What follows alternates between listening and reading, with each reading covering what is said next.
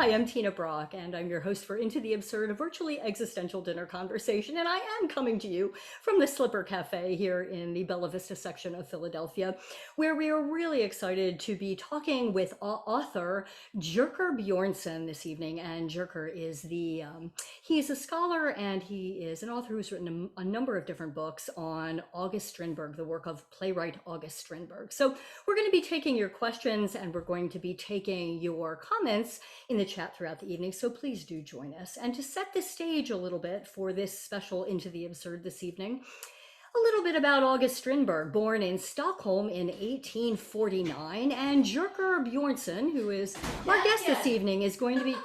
It's pronounced Jerker. Tina! Oh, wow. What are you doing? Oh, you're doing your show. Oh, how cool is that? Oh, did I interrupt it? So sorry. Well, it's not like anybody's watching anyway. Well, look at you. Tina Brock, ever the loner. Yeah. And at Christmas, gosh almighty, you look so sad, sitting there like a lonely old maid. Oh gosh, it really hurts me to see you sitting like this, all by yourself in a cafe and so close to Christmas. You know what it reminds me of?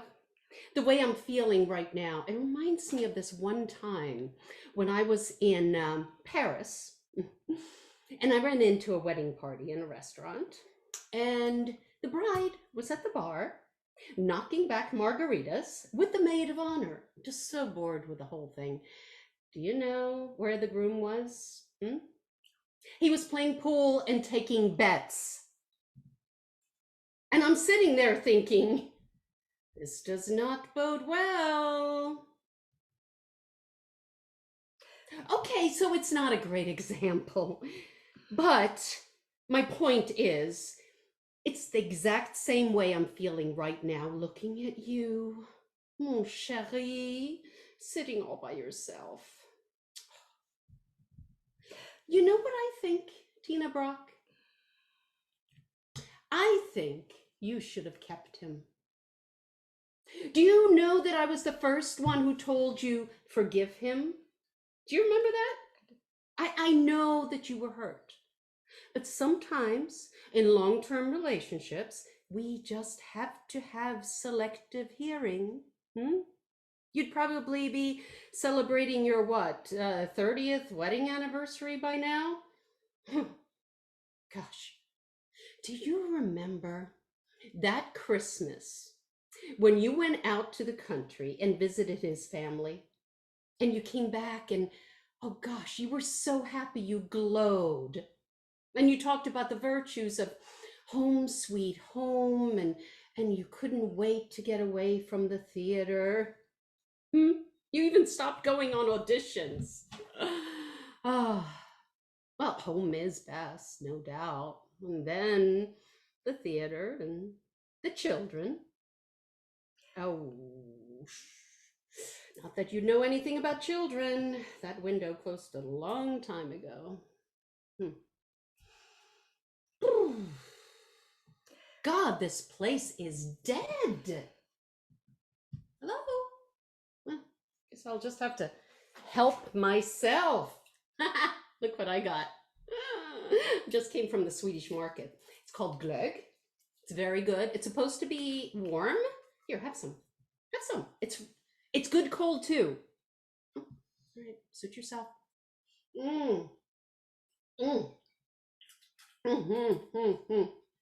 Oh, you have to see what I got my monkeys, my grandbabies. Now this is for Lisa. She's 2. You know, at that age, they don't really care. You just want them to have something to open, you know? Oh, and this is for Tommy. He loves playing war. Looks real, doesn't it? Well, not really, but... What? I didn't scare you, did I? Well, you didn't think I'd shoot you. Oh. Well, you wanting to shoot me, though, that I can imagine. Hmm? Yeah, I stood in your way. At least that's how you see it. But my conscience is clear. I did nothing wrong. All those rumors about me getting you fired from the play are just that, rumors. There's not an ounce of truth to any of it. Oh, well, does it really matter what I say? You blame me. Que sera? Oh, look what I got Daniel. Look at this. I know, it's kind of a luxury item, right? But look at this. Most men want their initials, but he wants tulips on everything. I'll have you know that I designed the tulips myself. Yeah, I just picked them up from the seamstress. It was kind of tricky, but I think it came out just right. Oh gosh, the man has such small feet. But they help him walk with such elegance. You should see him walk across the room. I mean, you've never seen him wearing slippers, but look at this.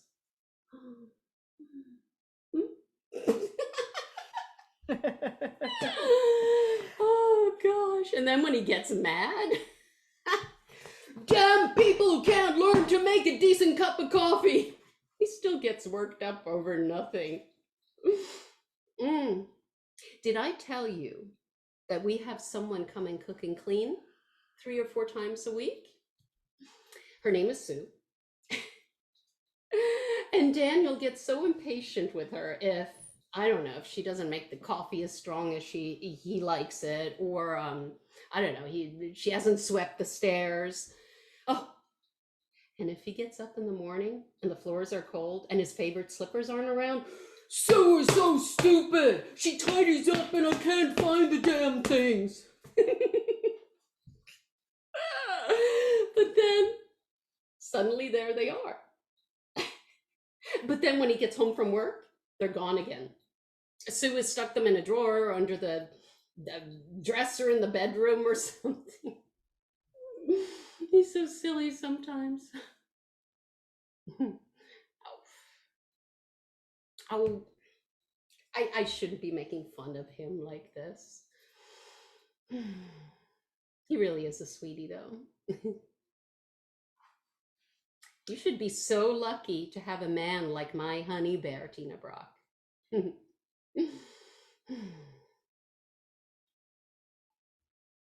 What? What? All I know is Daniel's a faithful husband, and that's what counts. You know how I know, right? I asked, and he told me. What? I'm getting this weird vibe. He's never been seriously interested in any other women. And how many women can say that about their husbands? Don't look at me like that. I was skeptical for years, especially that time when I was away doing a show in Portland, and old, what's her face? Tammy came knocking. She literally knocked on the door one day and asked if I was around to run lines with her, but she just wanted to seduce him. She knew I was in Portland. If she tried that when I was home, I would have torn her damn eyes out. I wouldn't even have known about it if he hadn't told me. We're very honest with each other. We have no secrets. He knew that it was better that I find out from him rather than gossip, right? Oh, do you believe it? Tammy wasn't the only one. I mean, he can't help it that women are attracted to him.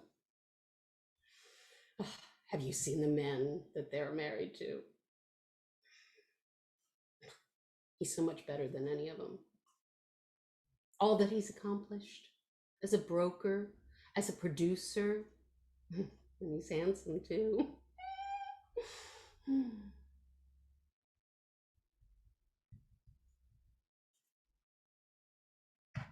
I bet you looked him over a couple of times.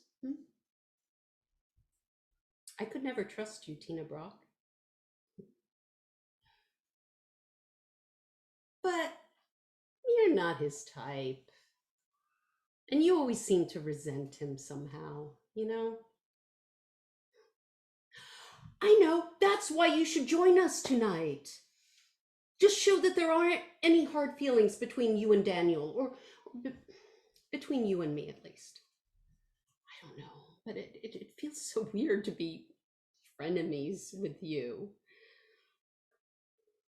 Maybe that's why I stood in your way that time. Maybe I didn't even have a reason.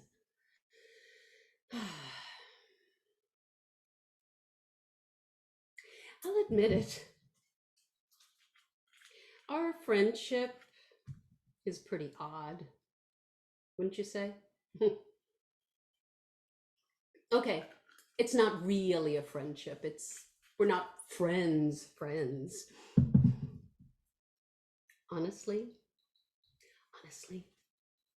the first time I met you, I was afraid of you. I was so afraid of you that I wasn't going to let you out of my sight. I didn't want to be enemies with you, so I decided to be your friend. So wherever you were, or whatever you were doing, somehow I decided I was going to be there too.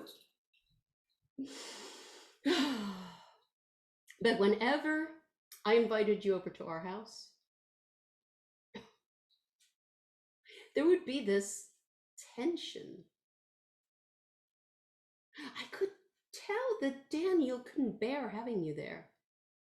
You didn't fit.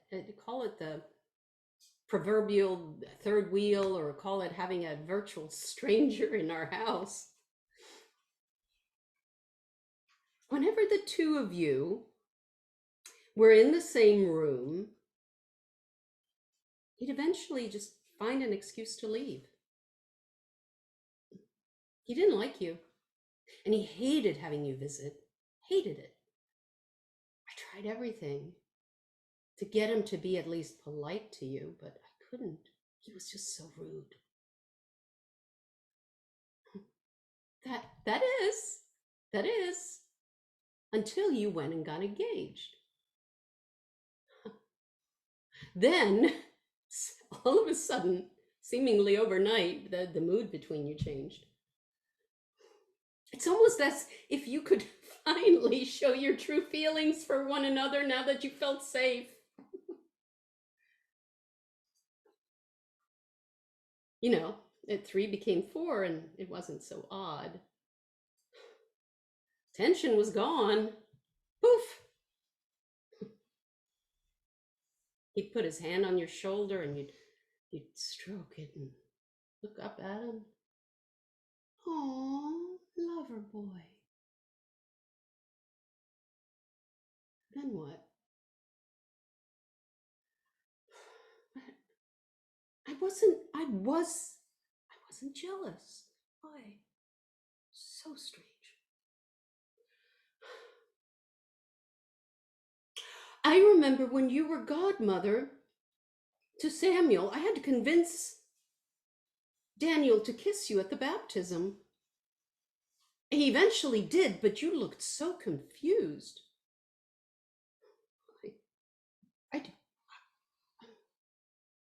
I didn't think about it then. I really haven't thought about it until right now.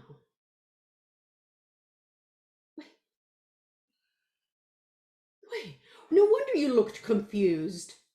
You were probably wondering, well, why would she do that? What's wrong, Tina Brock? Cat got your tongue? Are you sick? Did you lose your voice? You're just sitting there pulling this all out of me like a dentist pulling teeth or something. I always sensed that something wasn't right. Let me see. Oh, why did you break up your engagement?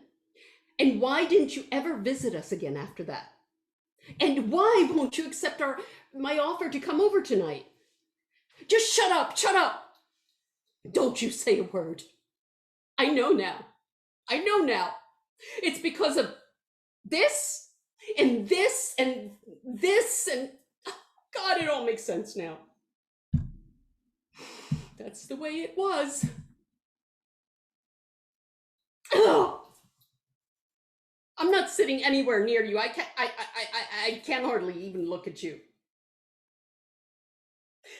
That's why I had to put tulips on everything, which I hate, by the way. Oh God. That's why we had to go to Lake Dunmore every summer, because you love lakes and hate the beach. Oh, that's why Daniel insisted our son be named Samuel. Because that's your father's name. I hate that name. That's why Daniel always suggested I wear your style of clothes, read the big books you said you liked, eat your favorite foods, your desserts. Yeah, like your desserts. That's why he told me to eat more dark chocolate instead of ice cream. Dark chocolate is gross. I love ice cream, but I don't eat it anymore. God, it's all so awful. Now that I think about it, it's disgusting. Gee, everything I am came from you. All the things you love. Your goddamn soul infected mine, corkscrewed into it, just turn by turn until it was in there so deep that when I tried to pull it out, there was nothing left of me anymore. I tried to get away from you, but everywhere I looked, I found traces of you. And then when I tried lifting my own wings and taking off, they only dragged me down until I plunged into the water. My feet bound, my mouth gagged.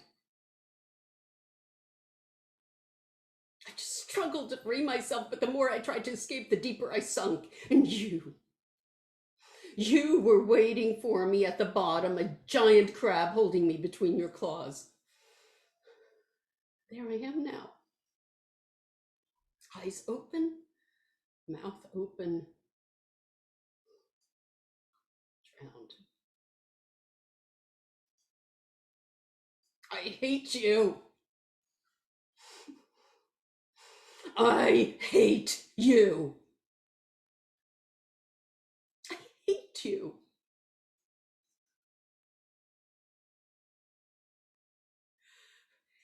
And you just sit there calmly with that apathetic look on your face. It doesn't matter if it's Christmas or New Year's, whether anybody's happy or unhappy, loving or hateful. There you are, quiet as a hawk by the rat hole, just waiting for something to happen, waiting for someone to get sick, waiting for me to get sick, to die, maybe, to divorce the man I love, the man who loves me.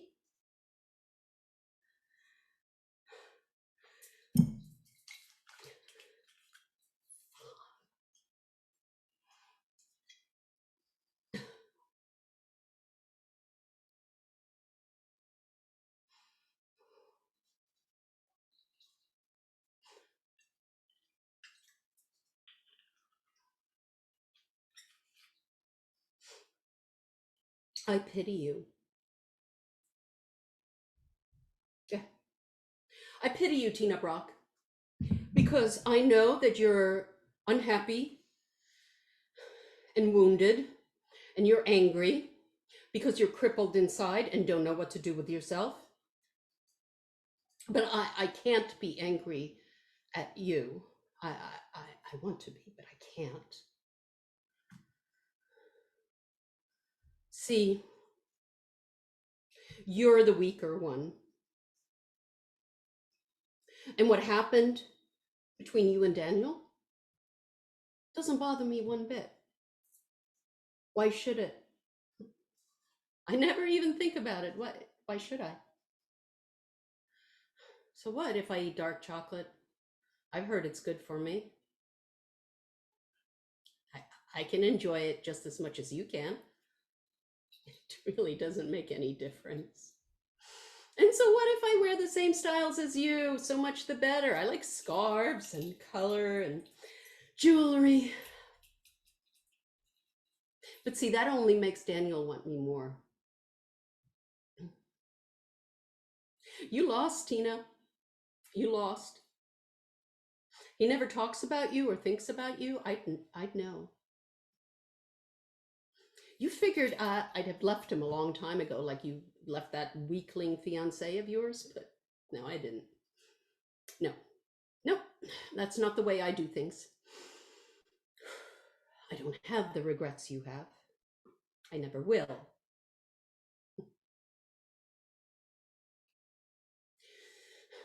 When you think about it, in this very moment, I really am the stronger one. You didn't take anything from me, but I have taken oh so much from you. I'm a thief. And now that you woke the fuck up, you can see that I have what you lost. You can't keep a man's love with your tulips and chocolate. But I can. I can. I have my son, Samuel. Who cares that was your father's name? He loves me. He doesn't even know who you are.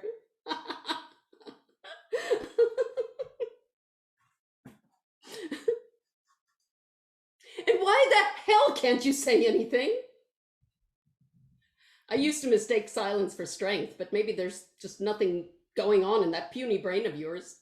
Maybe you just don't have anything to say. Oh, well, can't forget this. These tulips. Tulips for the man I love. And all these gifts for the grandchildren. It's going to be a wonderful Christmas. Your problem, Tina Brock, is that you can't learn. You're rigid, can't bend whatsoever. And in the end, you broke like a dry stalk. But not me. You've taught me so much, my sweet friend. And for that, I thank you. Thanks most of all for teaching my husband how to love. All right then. Now, I am going home to love him.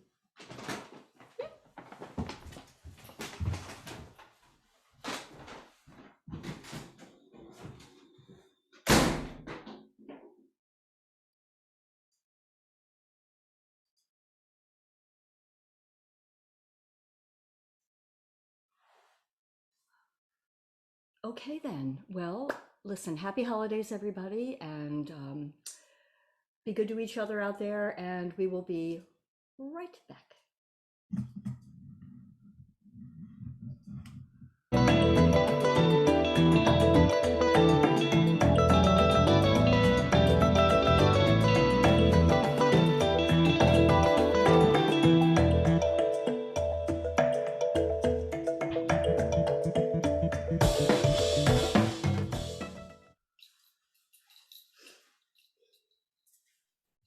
Welcome back, everybody, and thank you all for attending this evening's performance of The Stronger. My name is Stephen Smith. I'm the head of the drama department at Delaware County Community College, and I had the privilege of sitting in on some of the rehearsals for this production, did a bit of consulting, and we have David Robson here, who's the person who adapted this script. and Sonja's back with us. She also, as well as doing some brilliant acting, she translated the script for us from the Swedish, and Tina's around as well to answer any questions. So if you have any questions, we're going to do a brief talk back here. If you have any questions, you can write them in the chat. So just click on the chat button down the bottom of your screen and put any questions that you have or comments, and I'll see if I can deliver them to our panelists. I've already got one comment from Raz saying, wow, fantastic, thank you. Yes, I guess I'll start us off just by asking David, since you kind of chose to adapt this script, why August Strindberg, why this play, why now? I've always liked August Strindberg's work. Started reading his stuff 25 years ago. Read it in English first because I don't speak Swedish, but had a chance to visit Sweden in the past. Just kind of got caught up in his history as a playwright. Being a playwright myself, I'm always fascinated with how other artists do their thing. And so with this particular play, I happened to be talking to Tina Brock, and she suggested, hey, there's this really cool play. I don't know if you've ever read it. And I said, I haven't. And I read it and I said, hey, could we adapt this? Could I adapt this and maybe we could perform this? And she was into it, and it seemed perfect for two actresses, obvious reasons, but it seemed perfect for both her and for Sonja. And so that's kind of how it went. You know, I took a crack at writing it. I used an old translation that probably wasn't so great, but I gave it my shot. And then I handed it over to the one who speaks Swedish, Sonja, and she made some corrections, and she smoothed some of the issues out with the translation. And, you know, sometimes things are lost in translation. So she was able to look at the original script in Swedish and make sure that I was being as authentic and as true as I could be. At the same time, I wanted to bring it into the present day. I wanted to make it contemporary. We have another question from Raj. She asks, she says, I've never read the original. How was it changed? One thing that's changed is the ages. The characters in the original play, as Strindberg wrote them, were in their late 20s, early 30s. And so I changed the ages so that they dovetailed more with our actors' ages. And is that a good way of putting it? And and it seemed to really work because, you know, I loved the idea of these unfinished business always interests me when I'm writing a play. And clearly there's some unfinished business here between them. And the fact that it's maybe even deeper, longer unfinished business seemed to me just to amp the stakes up. This is not something that happened 2 years ago, 3 years ago. This is something that might have happened 15 years ago. And that's, so that I changed quite a bit. I tried to make the language more accessible. The translation that I read was a little bit stilted. And I tried to smooth that out as much as I could. Yeah, so. And I did some even more modernizing of some things. She did. There were some things even last week as we were rehearsing that I'm like, that doesn't sound right in 21st century ears. So we talked about it and we kind of smoothed that out. So speaking of 21st century, did you find doing it, you know, now in this day and age that the play is still relevant, that it speaks to this present moment that we're living in? I mean, it is to me. I hope so. I'd be curious to hear what Sonja and Tina think, but just briefly, you know, there's a lot of pent up frustration right now. So many of us have been inside for a year and a half, going on 2 years, and a lot of sadness and time to reflect. And so to me, it seems very, very relevant. And, you know, it'll be interesting to hear what Sonja and Tina think, but also if anybody in the audience has anything to say about that. Yeah, go ahead, Sam. Well, like Tina was saying before too, and she hit it on the nail, that in this day and age, we sort of make assumptions about other people depending on, you know, if they're liberals or right wingers or whatever. And we have all kinds of assumptions about them, even without really knowing their life story. And I'm making a lot of assumptions on her and not giving her a chance to really tell me what really happened. Maybe I don't want to know what really happened. But it's just my brain is just, my imagination just takes flight, and I think we do that. We do that as human beings sometimes. If we feel anxious, especially, or if we're scared, I think it's human nature to some degree. Yeah, David, you were talking about the history of the relationship here, this pent up frustration and whatnot that's been going on between these two people for a long time. And when you think of like the history or just the trajectory of the pandemic and the way people were, I was reading an article today just about mental health during this time and how there's just, understandably so much happening and so much is coming to the surface after, during and after this time. And I think like as you move through the world now, it feels to me a lot like there is a lot of, even just like if you look at and listen to like traffic or just being on the street, just a lot of like, expelling of energy and pent up. Today somebody was trying to take somebody's picture in the Italian market, and I think that it was a group of friends, but and I thought the guy was kidding, but then I don't think he was, like yelling at the guy, man, you gotta get, just a lot of energy, right? And sometimes it's displaced, right? It's not. It felt displaced, but then I thought it was a joke, but I wasn't sure. But then you walk past that and you move on to the next thing, and the next thing is like some guy, or a woman on the horn, just like, It just feels like there's a lot of release of things with not a lot of conversation happening, right? Yeah. And that's kind of the way the play feels, at least on the inside of it. Yeah, so if anybody else in the chat wants to comment on how they feel the play may have reflected the current times that we're living in, please do. Roz asks another question. Thank you, Roz, for all your great questions. Did you or Sonja, David, I assume, did you or Sonja look at various translations? I wonder how they compared. I did look at a couple different translations, and the one that I used seemed to be the best window for me into what was going on.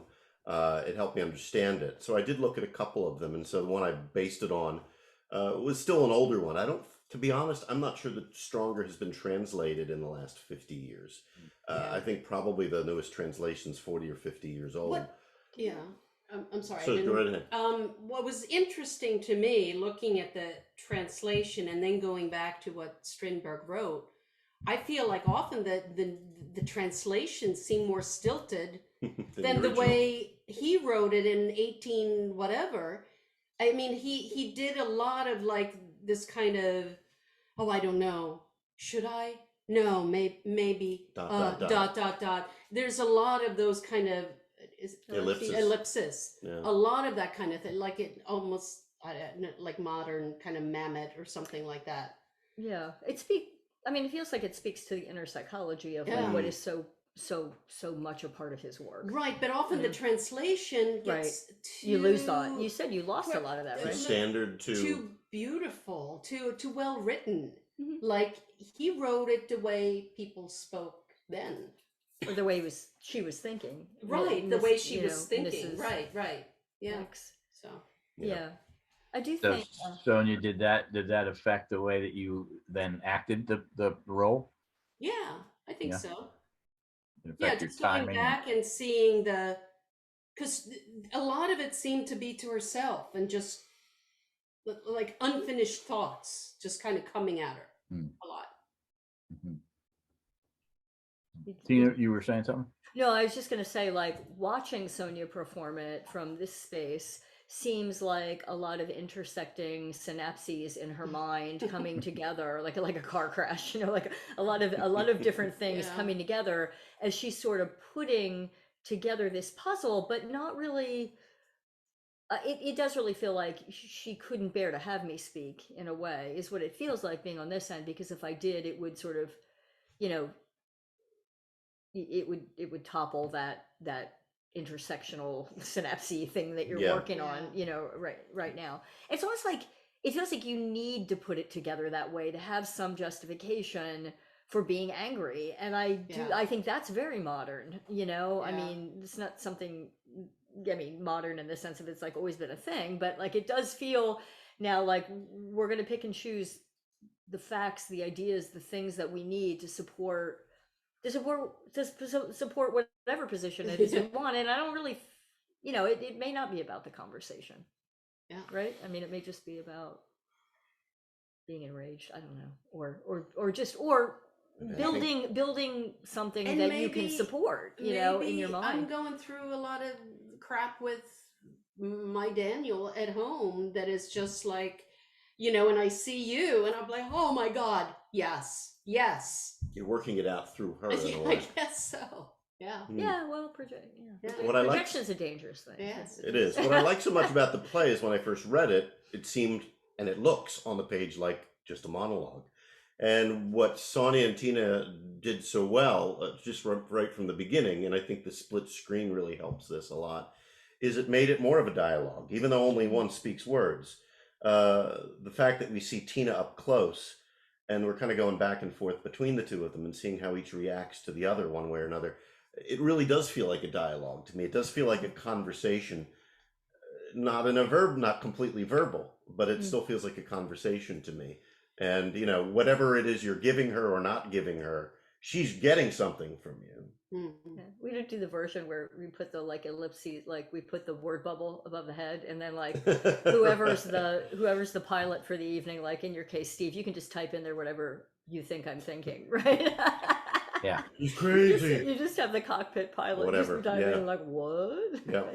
We've got a great question from Yeah. Bruce here.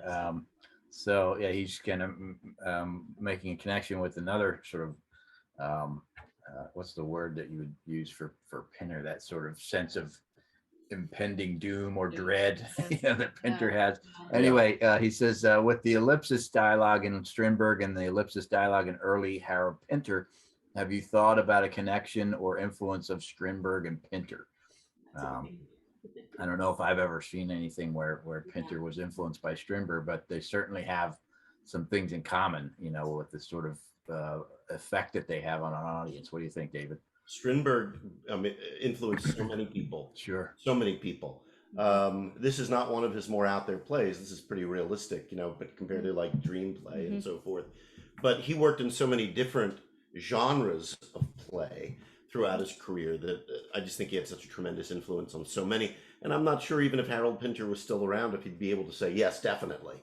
I'm not sure. You know, some of the influences just become internalized at an early time. You read stuff and it just becomes part of you. But I can see Bruce's thought, no doubt. There was somebody who commented on during the last performance that Bergman, Ingmar Bergman, apparently was inspired to write Persona in part because of this play, where we have one person who speaks, the nurse in that film, and the actress who is mute, who's silent. So there's just so many influences that Strindberg has had. So that wouldn't surprise me. Maybe somebody needs to write a dissertation on it.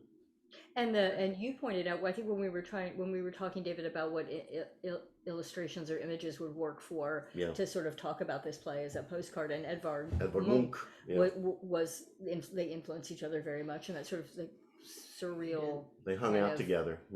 Psychological kind of.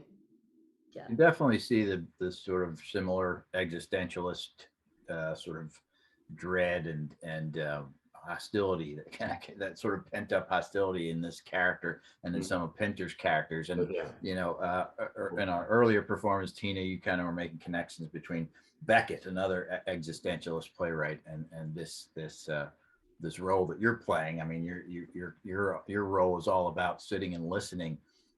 You know, what is that like? What's the challenge in just sort of active listening here for you, Tina? Yeah, I mean, Sonja's, it's really fun the way that it's set up here. I actually kind of prefer it. I think, although I guess if we were on a stage, we might be this close. But the difference here is that I actually, because of the platform that we're working on and the way in which we chose to do it, I get to like really look at Sonja, as opposed to, you know, if we were doing it on a stage and it was proscenium or whatever, I would need to be facing out. And we actually played with that as well with you, Steve, in rehearsal. Like, how much should, you know, I be looking at the camera and sort of checking in with like the world outside, and then how much do I spend, you know, with Sonja? I think that playing it is different each time.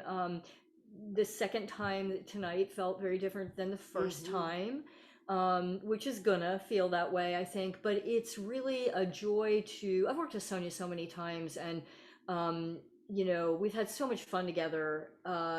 And I think we approach the work very differently as, I mean, similarly as actors, but we come to it in a different way. And so that when, I don't know, there's just an extraordinary sense of trust on my part that like whatever happens out there is gonna happen. It's gonna be okay. You know what I mean? And I don't mean that in the in that like, oh boy, that was a good show sense of the word. I mean that it's like gonna be okay. You know, like I feel the same way. and I think that is an interesting thing to think about.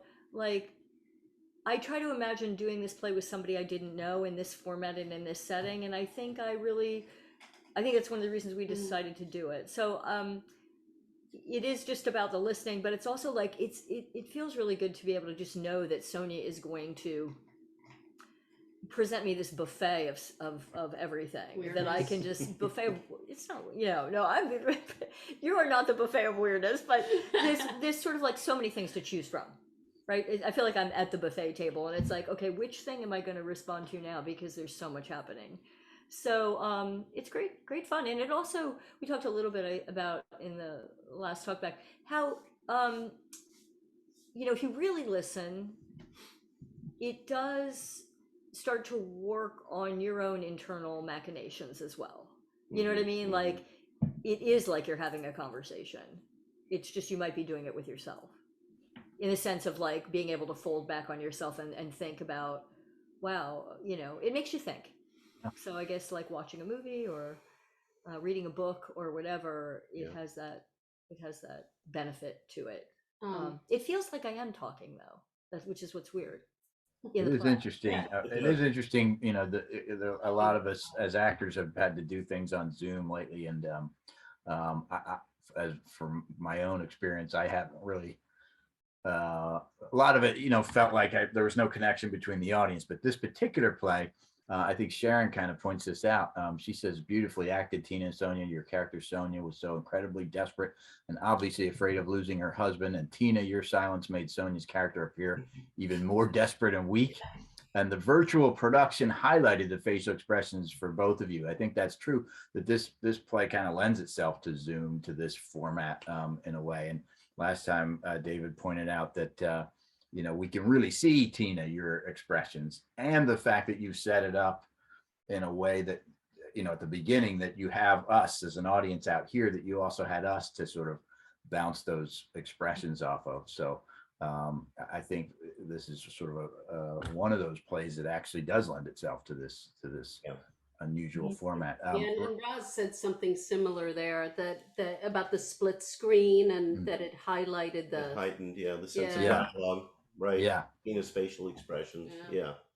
Well, it is true that, like, I think sometimes, I don't know if this happened for you all watching, like, some of the productions. There's many productions of The Stronger that are out there, college, high school, and professional productions of it, where, and I think you pointed this out before, David, where you watch, and generally there's staging happening. I mean, Mrs. X is getting up and moving around or doing something because they don't, you're on a stage and generally they don't want to keep it seated the whole time. And automatically your eye is going to go to that movement, probably to follow that. And you do wonder if that, on some level, it's hard to sustain that psychological, like, I would think it would be harder. And then for Tina's character, you'll sometimes, in many of these versions, you'll get a reaction shot, and then it'll cut back to the other character who speaks. So what I loved about the split screen is it just did seem to lend itself so well to getting both. There's that clash that you see in this way of doing it that gets lost in other versions that I've seen. So this worked really well. I agree. Mentioned that this performance was different from the earlier performance. Roz is asking, how do you feel this performance differed from the earlier one, and why? Oh, wow. Well, I think this performance for me felt better. The first one, it was just like, oh shoot, that went wrong. Okay, let's see if I can cover that up. And just being a little bit nervous because it was the first time. This time it was like, well, this is going to work out, this is good. Let's just play. Let's, Yeah. I mean, I do think it's interesting because when you're sort of like, everybody's that's done, meetings or whatever you're doing on Zoom, like, it's very different to perform, if you will, or to work in this kind of a sort of it's theatrical, but it's also, filmic in many ways. And you have, when you're performing on stage, you have generally, even if you're in a small theater, some distance between you and the audience, whereas we have like Mark and Bob and David and all the crew and everything like are right there, Right. and so I think the first time around it's like, oh right, as Mark talks about a lot because he's in school for this, in graduate school for it right now, reinventing what theater will be on, Hmm. or what the ways in which theater and these mediums can work together. But it's like you find these things out as you're doing it, right? So you're like, oh, okay, right. When you're on stage, generally there's distance between you and the audience, or a little bit anyway, or there's Yeah. lights in your face, or whatever those things are. I think the first one, like, in an emotional way, somehow got out of the gate for me sadder, Sonia. I don't know, and that's always interesting. I think to go back and like think Yeah. about what was that. You felt Was that sadder, stuff the character? earlier. Interesting. Whereas this time, because I don't know, yeah, like Yeah. I think that could be a whole. But the sadness hit project. you later this time? Is that what It you're hit me saying? later because Mhm. but only because it took me a little while to be like, oh Lord, you are not going to let me in, and there's just okay, here we go, Yeah. I don't know. I mean, and I you think it's did a great try question. to interrupt me more this time, and I really tried to jump Shut her on you down, as yeah. fast as because I was watching you. Yeah. I gotta jump in. Well, that was there. Steve's direction. Was Yeah. like, just get in there, Yeah. get in there, get in there. Yeah. You didn't say it like that, Steve, but the Yeah. idea was, Tina, you gotta look like you're trying to get in there. I think that just watching, the timing has just come along great since the first time I saw him rehearsal, and you guys have just really developed a kind of chemistry, which is really great to have watched. One of the sort of topics that came up in the last performance that got a lot of responses was the question about the title of the play, The Stronger, and what that means to you guys. What is that describing? Any thoughts on the title of the play and what it is, what it means, and what Strindberg was getting at there? Yeah, well, I don't know. I mean, certainly for, it's this idea of like, is the person who has the most language, we generally, I mean, I shouldn't make any generalizations, but I do think, like David, you were saying in the last, during the last show or the last talk back, like generally afford the strength to the person who is erudite or who can like really get out there and sort of, and I don't know whether it's the last couple of years or like everything, I don't know what it is, but it's almost like you just wait for that thing that happens between the lines, between, which feels strong to me. Not to attach that to either character, but just so much happens off the line. Yeah. Yeah. Or when we're not Right. speaking. Mhm. You I see know? what- yeah. You know what I mean? So it just makes me think about, I'm totally digressing here, but it does make me think about like, what is a society we afford to strength, Yes. and how we tend to think strength lies with like, maybe perhaps not showing your emotion, or just like laying it out there and speaking your piece and doing your thing. And there is obviously there's a strength in that, there's a directness in it, but there's also You leave yourself open also by doing yeah, that. and you realize that listening is so much of what goes into living, is what you pick up from listening, whether It's interesting what you bring up. It's these days everybody's talking. We turn on the news and it's pundits, and we've got Twitter and social media, and does it really are those people really the stronger? Or is it the people that can not speak, that can withhold? It's an interesting point. Somebody made that point in the last production, the last show, about they made them think of social media, so yeah, if anybody's got to want to put in the comments what you think, who you think is the stronger of the two characters. We spoke about this in rehearsal because one of the things that you want to consider when you're an actor in any scene is where is your level of status? Who's got because that's what creates the drama, right? Is who's got the higher status in a scene, and who's attempting to gain higher status over the others in a scene. When you look at this play, it seemed to me that that there was one character who was a lower status and really trying throughout to gain that higher status, and it's not necessarily the one that you would automatically think, be interesting to know what audiences think. When I first read the play, Steve, you read it on the page, it's a monologue, and you're thinking, okay, it's a monologue. Who's the stronger? The one who talks. No, it's more complicated than that. I know, like, maybe you feel this way too, Steve, as a teacher, and I do sometimes.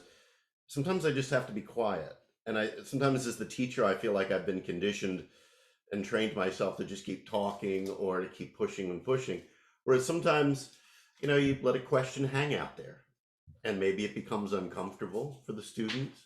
Maybe, they don't respond immediately. And there's something powerful in that. There's really something powerful in that. Tina's strength, regardless of whether you think Tina was the stronger or Sonja's character was the stronger, there's a strength in Tina's character in her silence, and it's pretty powerful. I mean, Sharon agrees. Sharon's put in the comments, no question. Tina's character is stronger than Sonja, and Sonja Aronowitz says, "I agree that Tina's strength comes through powerfully." Yeah, I mean, one of the things you speak about students, I ask my acting students, is there any time? It's not always that we trying to get higher status to get what we want. Sometimes you go low status on purpose, Sometimes you got to humble yourself in order to kind of get away with something, which maybe some politicians could learn from that, but walk away. Humble pie. If you've ever, apologized when you weren't really sorry, but you just kind of do it just to kind of stop fighting, that kind of thing. Although, have you noticed, Steve, there's now this kind of fake apology that's out there. Well, if anyone was offended, so it's kind of like, I'm just being humble, I'll apologize, but it's not really. So it's kind of like a bait and switch. That's kind of refusing to give up your status there. That's what that is. Exactly. But I find well, standing on the mountain, is that right? Yeah, but I find I often have to humble myself just to break down that hierarchy between teacher and student, so that they'll be more willing to share, which helps. So. And I think, sometimes, you're right. Just withholding, as Tina's character does throughout the play, gives her that higher status. The fact that she doesn't feel the need to reply at times. And I love those moments, and it'd be interesting to hear if any audience wants to respond. Those moments where Sonja says, "Shut up," or what does that look? What are you looking at me like that for? And Tina's really not saying anything, or not. She doesn't really have a look on her face. And so that brings me to the was there anything surprising that you found rehearsing and performing in this, Sonja and Tina? One of the things I found surprising is how funny it is. But was there anything for you that came up that kind of surprised you as you were working through it?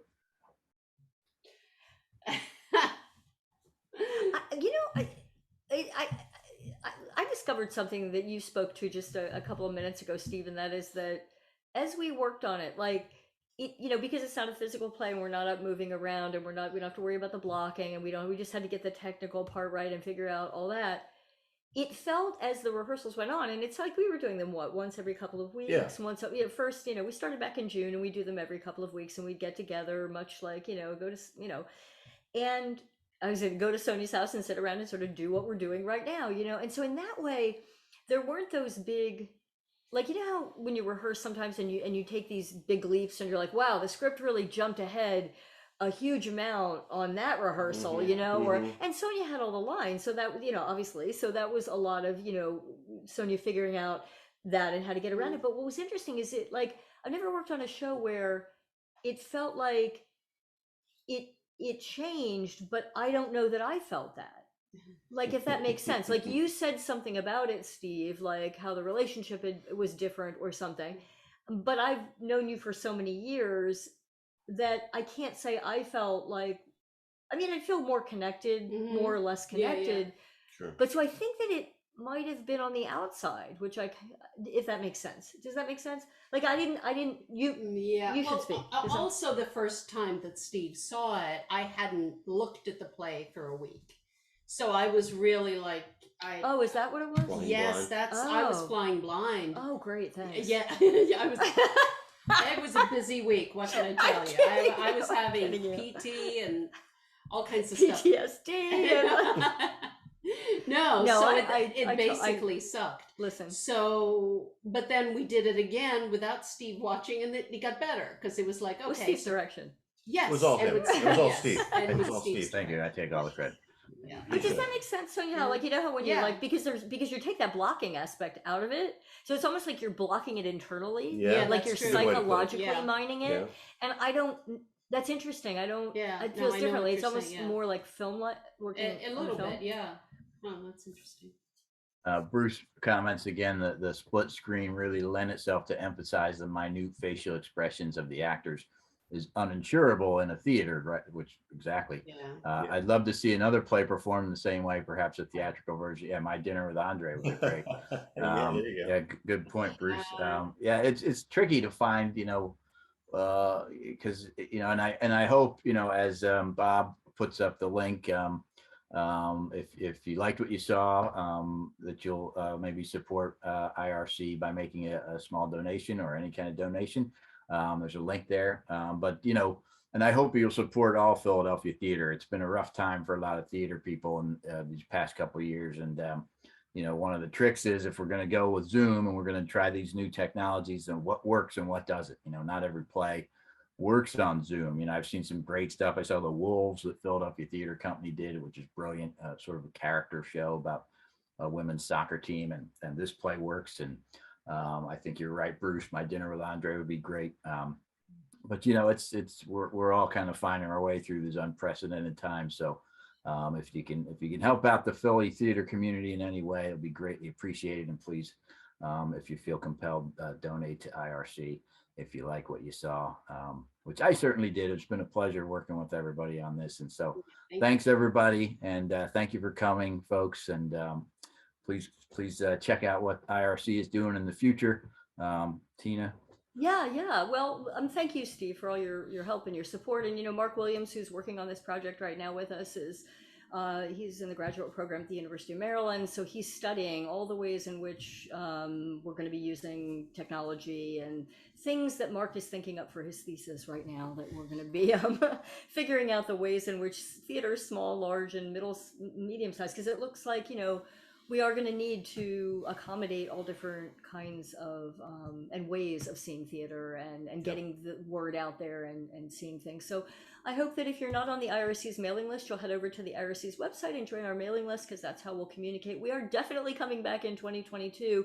It's just a question of exactly when. We were going to be back in March, and then we just thought we really wanted to just make that comeback a time when when we could really feel like everybody could, summer, fall, it'll perhaps be the Fringe, when we have a little bit better idea of just both venue, and it looks like it's going to be a Tennessee Williams play, the 2-character play, which is a really interesting play, formerly known as, or not formerly, it was titled Outcry initially, and it's a 2-character play. So all that's happening. New website coming down the pike for the IRC, and who knows, maybe we'll go out there and scan the Scandinavian skyline, listen to that for more psychological plays that we can bring to you on Zoom. So thank you, Steve Smith. Thank you, Mark Williams. Thank you, Bob Schmidt. Thank you, Erica Thanks, Holscher, for everybody. hosting this meeting. And to you, the Robsons, for being here. And thanks to you for being here. Happy holidays, everybody. Treat each other kindly, listen well, and enjoy yourselves.